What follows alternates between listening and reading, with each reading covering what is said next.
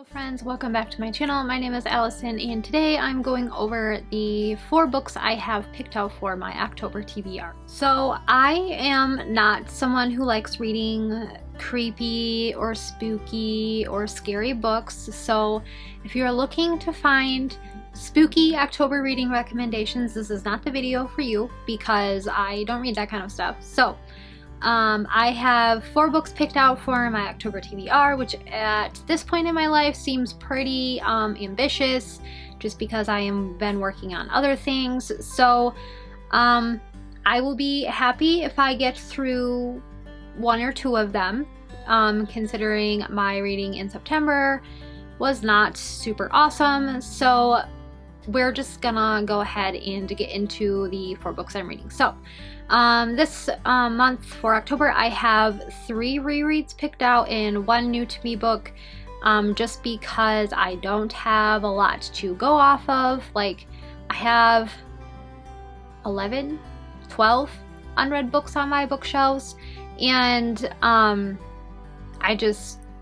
I don't know, a lot of them are like first books in a series, so I'm not super like ambitious to get to them because I haven't looked up when the sequels are supposed to get released, or 2, I already know when the sequels are supposed to get released and it's quite a while from now. So I'm not one for like binge reading series, but I do prefer books to either be like a series to be already completed or to be close to completion. So there's that. I never used to be that way. I used to be super fine with just reading books as they come out, and maybe it's just hesitancy to read books that are new to me. Maybe I'm just really in a rereading mood right now. I'm not really sure. But anyways, that aside, I'm gonna go ahead and get my October TBR started. So the first book on my TBR is Kingdom of Ash. That's really shiny, by Sarah J. Maas. This is technically the 8th book in her Kingdom of Ash series if you count the novella, and it is the final book, and I've read it already. This will be my 2nd time reading it. And at the very beginning of September, I tandem read Empire of Storms and Tower of Dawn, so this is the last book I have to read before I finish my reread of that series. And I was supposed to get to it in September. If I finish my current read, which is The Mirror and the Light, which is like a gigantic, dense historical fiction, I will probably get a head start on this one because this book is like 900 pages long. I'm pretty sure it's 900 pages long. Oh, it's way over 900 pages long. It's 980 pages long. So if I do finish my current read before the end of September, because we still have a few days left, I will definitely be picking this one up and getting a head start on that, because 980 pages is a lot of pages to read, and it's going to break my heart all over again, but it's going to be fine. It's going to be great. So I'm pretty sure I gave this one 5 stars on my first read through, so I'm sure that's not going to change. I mean, at all really, from reading it again. So I am looking forward to this one, even though I know all of the hurt and the pain and the frustration and the anger I'm going to go through while I'm reading it. I am still looking forward to it, hoping some parts of it make a little bit more sense this time around than they did the first time, because there was a lot of it I was just like, that doesn't make any freaking sense, but I just kept reading and not trying to like actually figure out what it was trying to say, because I just needed to find out what the heck was going to happen. So I'm hoping this time I'll be able to read it a little bit slower, a little bit calmer. Maybe more of it will make sense since, I have hindsight and, I know everything that happens in the book. So hopefully my reading experience will just be enhanced this time around, and maybe I can convince myself to read just a tiny bit slower than I did the first read through. So that is book number 1 for September. Not September, for October. September's almost over already. And book number 2, I don't know if I'm going to read these in this order. I just know I'm going to start October with Kingdom of Ash, but I don't know what the reading order is going to be after that. So this is like my all-time favorite fantasy series, excluding the new book that came out, because I do not like that book at all whatsoever. But the first 3 books are my favorite, and I love them so much. So yeah, it's this.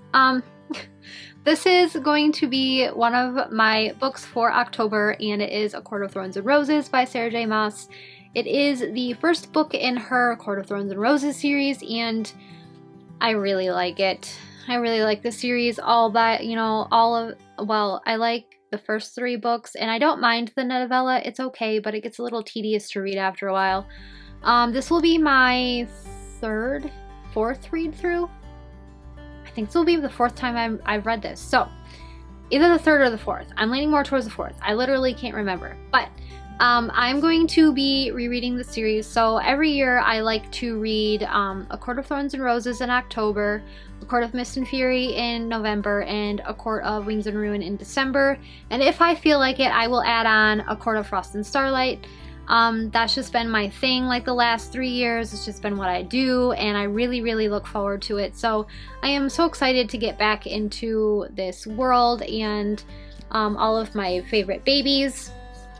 So we don't, in this house, we do not talk about the book that shall not be named. It is sitting back there on my bookshelf only because I have the pretty Dominique Wesson dust jacket from A Touch of Magic Designs. It's literally the only reason I still have a copy on my shelf, because I kind of wanted to burn it. We don't speak about that book on this channel. That is not a part of this beloved series.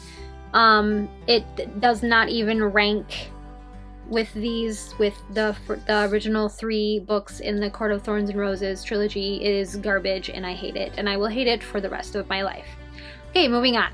Book number 3 for October is Morning Star by Pierce Brown. So this is the 3rd book in the Red Rising saga. If you want to get technical, it's the 3rd book in the original trilogy.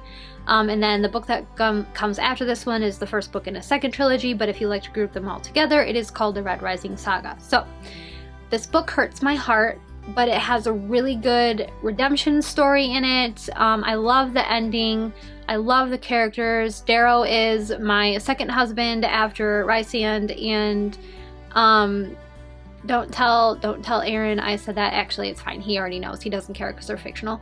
So I absolutely love the Red Rising trilogy. I have a little bit of a love-hate relationship with the 4th and the 5th book.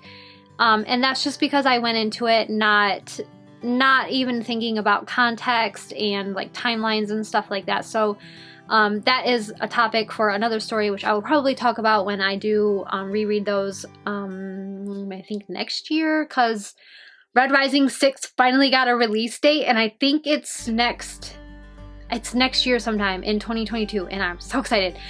So I'm going to stop my reread of Red Rising with Morning Star, and I'm going to wait until close to or the final book in the series gets released next year sometime to read Iron Gold and Dark Age. So that is like long-term reading plans for Red Rising, but I'm going to read this one in October because I have been dragging my feet rereading the original trilogy this year. Like, I read Red Rising in January or something, and then I didn't even get to Golden Sun until like July, and it's October and I haven't read Morning Star yet. So yeah, that's the plan. I absolutely love this book. The beginning breaks my soul in pieces and stomps on it, but the ending just redeems all of it, and I love it so much, and I'm really looking forward to rereading this book. And I guess we're moving on to the next book, the last book. The final book I have on my TBR for October, and it's not a super high priority, although I would like to get it read, but it is very big. It's a very big book. It is A Time of Courage by John Gwynne, and I am pretty sure this has been on my TBR for like the past 5 months, but here we are again because I clearly can't get my crap together and actually read at all whatsoever lately, so that's super great. This is the 3rd and final book in the Of Blood and Bone series by John Gwynne. It is adult fantasy, and I don't think I remember to tell you guys what the genres were for the other 2 or the other 3 books. Morning Star is adult sci-fi, ACOTAR is adult fantasy, and Kingdom of Ash is also adult fantasy. Don't even try fighting me on the genres for Throne of Glass and Ektar, because you will lose, because it's adult fantasy and that's the end of that story. So this is epic adult fantasy, and I am again looking forward to, but also dreading, all of the soul crushing that is going to go on in this book. It's gonna be a wild ride. It's very big. It's quite, what is it, 800 and some pages? No, not quite that big. It's 648 pages, which is quite a lot. So we've got Kingdom of Ash with 980 pages, and then A Court of Thorns and Roses and Morningstar, I believe, are both just around 500. They're either under 500 or just over 500 pages. I'm not entirely sure. And then this one's over 600. So again, an ambitious TBR for me in October, but I'm just sick of not reading books. So hopefully I can figure out some kind of schedule. It's been so hard to find time to read lately. Not to mention all of like the normal life things that have been going on to just distract me from actually wanting to read. So there's that. I'm hopeful that October will be like getting back into reading kind of thing, because it's really cold out. Like, we've turned our furnace on already, because I'm pretty sure it's still 50 some degrees outside right now, and it's like almost noon. It's pretty chilly. I'm gonna look because now I'm curious. Yeah, it's 57 degrees outside still, and it's almost noon, so that's fun. So I've just been like snuggling up in blankets and sweaters, and the other day I had 2 pairs of sweatpants on because I was really, really cold. So that's fun. I really dislike winter because it's cold, but I also like winter because I get to snuggle up. So it's like a really bad love-hate relationship there, but that's okay. It's what it is. So anyways, I'm definitely looking forward to the cooler weather and getting to sit down and snuggle up with beasties like this and reread all of my favorites. That is definitely something I'm looking forward to in October. So yeah.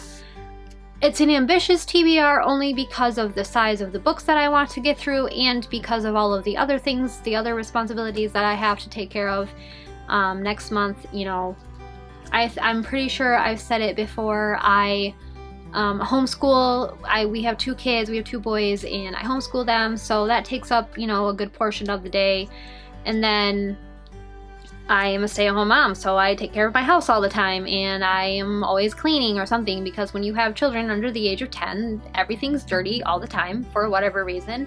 Not to mention the 6 different times a day that they have to change their clothes because they got something on their clothes and they're now dirty, even though it was like you could just brush it off, but they're clearly dirty and they clearly need new pants, even though they only wore them for 5 minutes.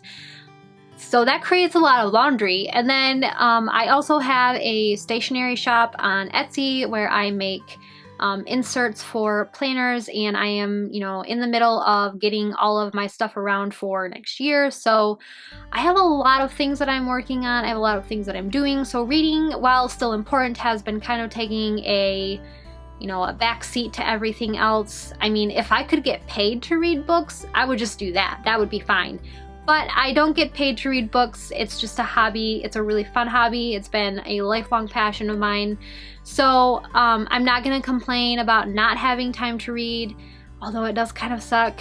But I'm going to have to figure out some kind of schedule so I can just carve out more reading time for myself, because I just need to. It's important. It helps my brain escape from the rest of the world and all of the crazy crap that's going on. So I really like reading as a form of escape. So anyways, that was like a really long explanation of why my TBR is small but also ambitious, so I apologize. Yeah, that's pretty much all I have to say about my TBR. I like to keep these short and sweet because I don't sit here and talk about all of the things that go on in the books or read synopsis or anything like that.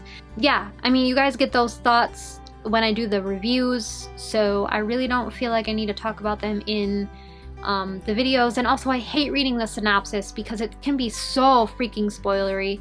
I just really dislike it. So that's why my TBRs are always super short, and it's kind of like, here's my reading plan for the month. So anyways, I'm gonna stop babbling and talking, and I will let you guys get on with your lovely lives. I hope you have a wonderful day. Thank you so much for hanging out with me, and I hope to see you in another video. Bye!